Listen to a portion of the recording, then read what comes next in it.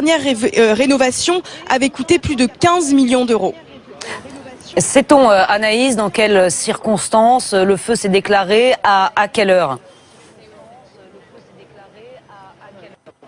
Alors pour l'instant, Petit problème de rupture de faisceau avec Ashley Chevalier. Ashley Chevalier est avec nous sur le plateau de Première Édition. Ashley est là parce qu'elle fut longtemps correspondante à Londres. On est vraiment dans l'hypercentre de Londres, là, Ashley. Exactement, à la limite entre la zone 2 et la zone 3. C'est vraiment le centre de Londres. On est à quelques pas de Notting Hill.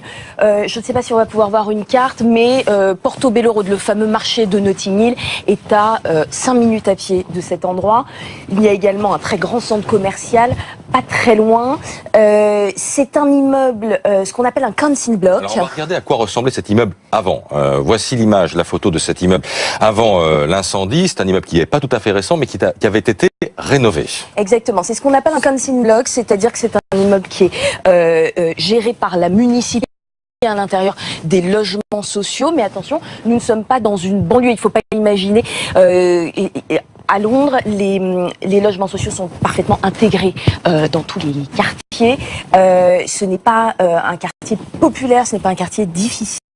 Environ 120 logements à l'intérieur. Cet immeuble a été rénové il y a à peine un an.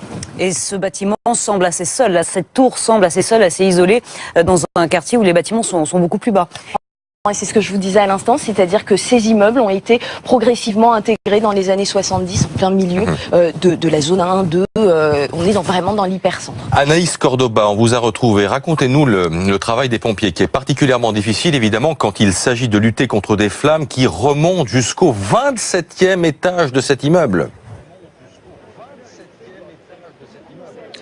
Oui, apparemment, le travail des pompiers est très compliqué. Tout à l'heure, ils ont dit que les conditions de travail étaient quasi impossibles. Ils ont demandé aux gens présents sur place de dire s'ils avaient des proches au téléphone qui se trouvent dans cet immeuble, de leur conseiller de s'auto-évacuer, de simplement mettre un linge sur leur visage et de tenter de s'enfuir. Donc voilà, cette déclaration montre l'impuissance, malheureusement, des pompiers. On a vu effectivement des gens aux fenêtres de cet immeuble dans les images qui ont été diffusées cette nuit, notamment par nos confrères de Sky News. J'imagine qu'il y a aussi beaucoup de Londoniens